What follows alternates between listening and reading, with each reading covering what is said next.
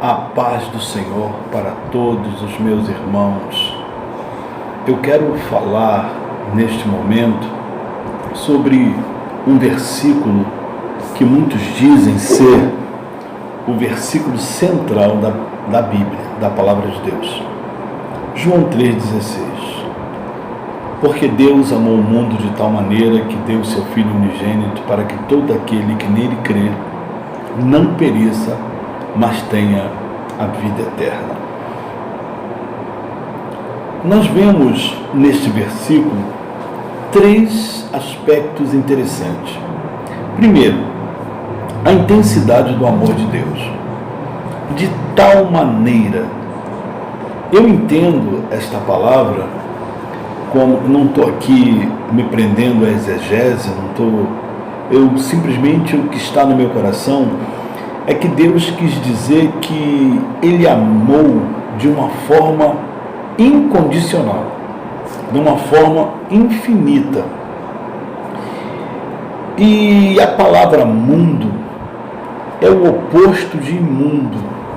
Então, eu entendo que quando Deus diz que amou o mundo de tal maneira, Ele está dizendo que Ele amou a pureza, Ele amou o belo, Ele amou a santidade, Ele amou aquilo que Ele criou, originalmente.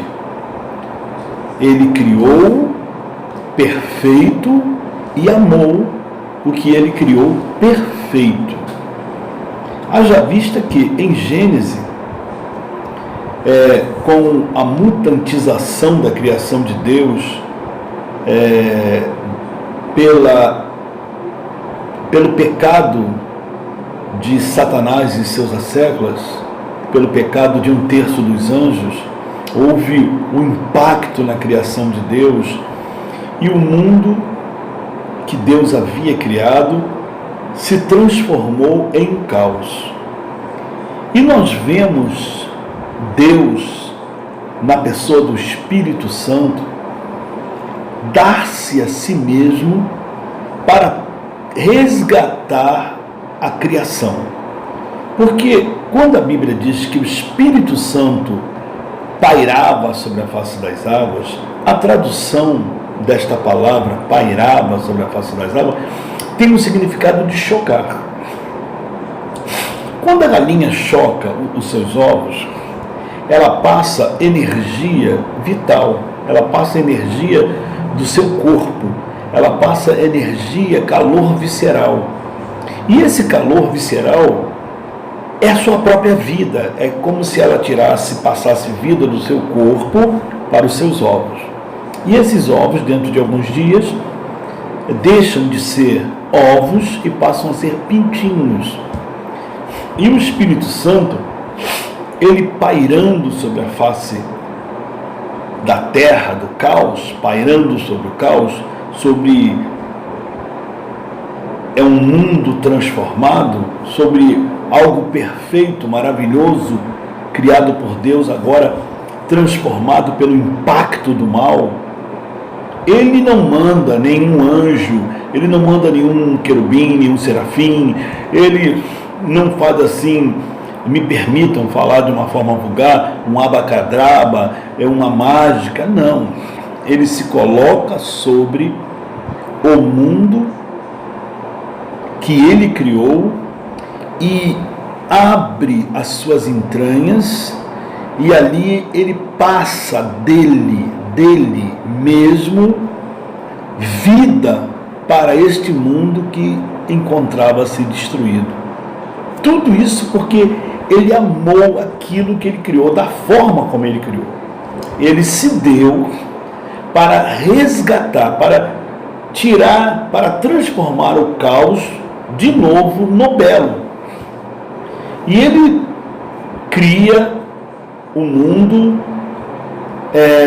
vamos assim dizer, ele recria, ele transforma aquele mal, o impacto do mal, em algo maravilhoso.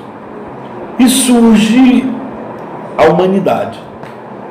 E Adão vem, peca, abrindo uma brecha para que o mal seja inoculado na humanidade. E nós fomos contaminados por este mal, por este erro. E através do pecado adâmico, houve uma mutantização de novo na criação, sobretudo na humanidade.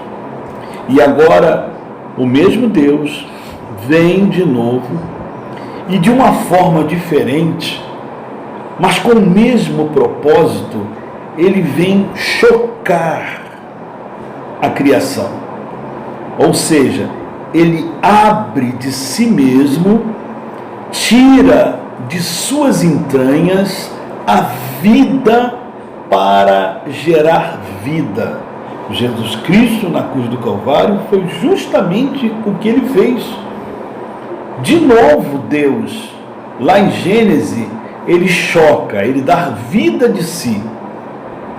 E agora na cruz do Calvário, Deus na pessoa de Jesus Cristo, de novo, dá vida de si.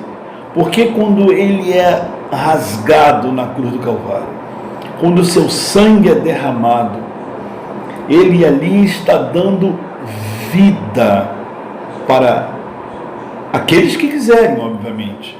Está dando uma opção de salvação. Ele está abrindo o caminho. Por quê? João 3,16 diz: porque Deus amou o mundo de tal maneira que deu o seu Filho unigênito para que todos aqueles que nele crê. Então, é uma opção. Aqueles que não creem, obviamente, não serão alcançados por essas benesses. Porque Deus, quando fez o homem, ele não fez androides, ele não fez robôs, ele não fez marionetes, ele fez homem e mulher. Homem e mulher. Ele fez homem e mulher porque o homem e a mulher têm livre-arbítrio. Nós temos a opção de querermos ou não querermos. Por isso que é todo aquele que nele crê. Deus colocou aí uma opção, ou você crê ou você não crê, você não é obrigado. Mas a salvação não foi só para o branco ou só para o negro. A salvação não foi só para o rico ou só para o pobre. A salvação foi para toda a humanidade. Agora, Deus respeita o seu livre-arbítrio. Se você quiser, as portas do céu estão abertas. Se você não quiser, é contigo mesmo. Agora, para nós querermos, nós temos que nos submeter às regras que encontram-se na Bíblia Sagrada. A Bíblia Sagrada, para nós evangélicos, é regra de fé e de prática. Regra é aquilo que tem que se seguir, é aquilo que padroniza, é aquilo que põe margens, esquerdas e direita, para nós estarmos aqui no meio, na regra. Nós não podemos aceitar a Jesus e queremos agora mandar na salvação. Olha, aceitei Jesus, mas vai ser do meu jeito, como muitos estão fazendo. Eu peço até permissão para faltar com a ética e citar o nome de uma pessoa famosa que disse ter aceito Jesus, mas quis impor normas para servir a esse Jesus. Não creu na Bíblia como regra. A Baby Consuelo, essa cantora da música popular brasileira, uma excelente cantora, por sinal, ela aceitou Jesus por ser famosa. Ela veio e impôs: olha, eu vou aceitar Jesus, mas eu vou querer desta forma. Tanto é que ela não teve a humildade de ser serva. Ela, ainda neófita, ainda nova na fé, já se auto-intitulou pastora, ou melhor, já foi consagrada provavelmente por um pastor louco que nem ela. A consagrou a pastora, se auto-intitulou pastora, eu não sei, e criou as suas normas, criou uma igreja louca, uma igreja maluca, e a prova é que ela está no mundo agora. Agora, ao contrário dela, a sua filha Sara Shiva submeteu-se ao Senhor. E nós vemos agora, eu pelo menos a tenho como minha irmã em Cristo e como uma grande mulher de Deus. Porque o trabalho que ela está fazendo é um trabalho maravilhoso, a pregação dela é algo maravilhoso também. Eu concordo com a maneira das doutrinas que ela prega, sobretudo para a mulher.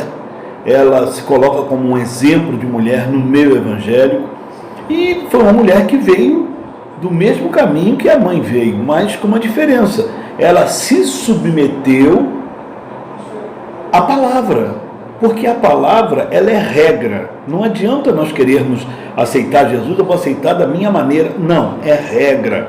Nós temos que examinar as Escrituras e ver o nosso enquadramento nas Escrituras. Não é enquadrarmos as Escrituras em nós. Nós temos que nos enquadrar nas Escrituras. E aquilo que nós não compreendemos por termos uma mente finita, a Bíblia, a maneira como nós interpretamos após a Reforma Protestante, a Bíblia é regra de fé. Fé é o quê? É aquilo que nós não conseguimos entender, aquilo que nós não vemos, aquilo que nós não conseguimos provar, mas nós acreditamos. É regra de fé daquilo que nós acreditamos pela fé, aquilo que nós ainda não tivemos condições de entender, mas nós cremos que é real. E de prática, então, regra de fé, que nós temos que acreditar, mesmo de forma cega, e praticar. Não adianta eu falar que eu acredito em Deus e pratico, e tenho uma prática diferente. Não adianta eu falar que sou um pastor que acredita em Deus e tenho amantes. Não adianta eu falar que acredito em Deus e tenho o hábito de roubar, de usar drogas, etc.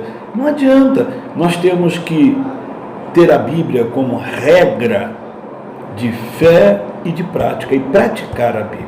Se nós aceitarmos o sacrifício de Jesus Cristo, que abriu essa porta, esta oportunidade para nós morarmos no céu, e praticarmos a Bíblia Sagrada, acreditando cegamente na palavra de Deus, nos submetendo a ela, em amor a Jesus Cristo, o amor de Deus vai incidir em nossas vidas e nós seremos salvos. Então, vamos meditar nisto, meus amados irmãos. Vamos ter a Bíblia Sagrada como regra de fé e de prática e saber que o Deus que nós servimos ama o mundo de tal maneira, porque a palavra mundo é o oposto de imundo, ou seja, ele ama a pureza. A palavra mundo é o oposto de imundo. Muito embora na Bíblia Sagrada a palavra mundo pode ser interpretada de diversas formas, mas neste versículo em particular, o significado é este: oposto de imundo. Deus amou a criação da forma que Ele criou. Lá em Gênesis ela foi mutantizada. Deus, na pessoa do Espírito Santo, chocou e restaurou a terra. A proposta lá era restaurar a terra. Agora, o mundo foi de novo mutantizado pelo pecado de Adão. Agora, Deus, na pessoa de Jesus Cristo, tem o propósito não de restaurar a terra, mas de restaurar a humanidade, dar oportunidade à humanidade. Mas Ele coloca a condicional: crê. Se você não crê, você será condenado. Porque a Bíblia diz que todos nós pecamos e destituídos estamos da glória de Deus. Através de Adão. Adão foi o primeiro. E nós continuamos com a mente pecaminosa. A semente adâmica, infelizmente, faz parte agora da humanidade. Então nós continuamos pecando. Nós pecamos toda hora. E por isso nós estamos destituídos da glória de Deus. Mas o sangue de Jesus Cristo nos purifica de todo o pecado. Não diz só do pecado A, B ou C.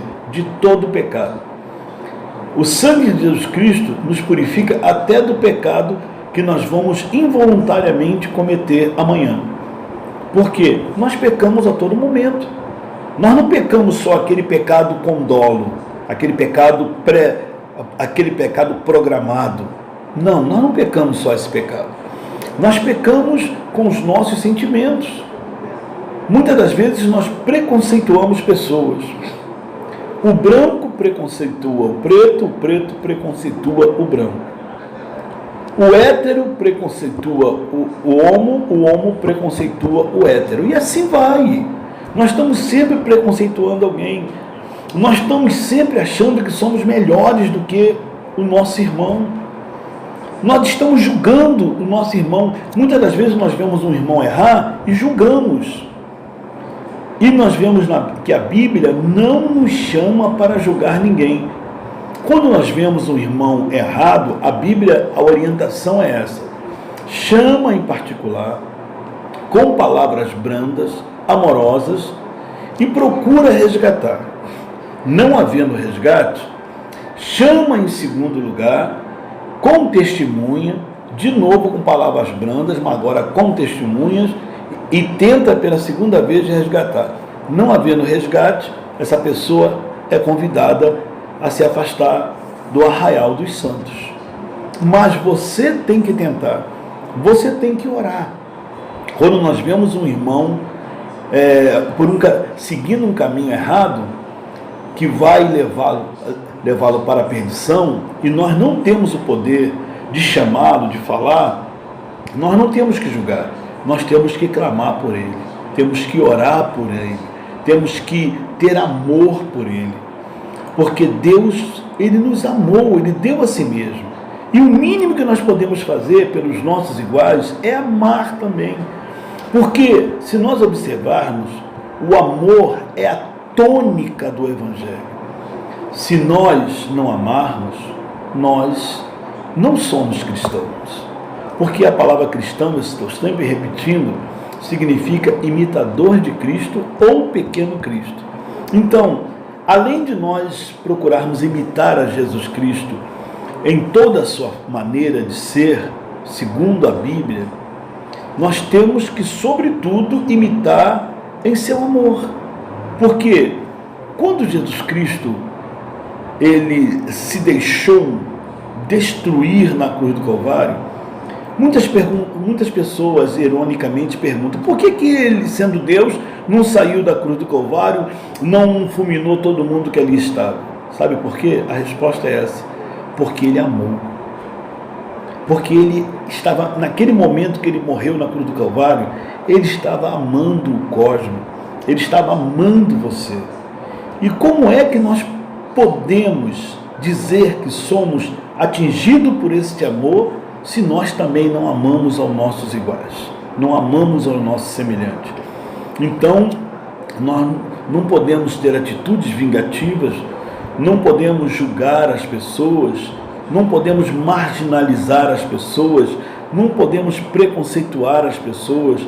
Nós só podemos uma coisa: amar as pessoas, imitar a Jesus amando as pessoas. E eu quero deixar para você o meu amor, tá? Como irmão em Cristo, eu quero dizer que eu te amo em nome de Jesus. E espero que a recíproca seja verdadeira.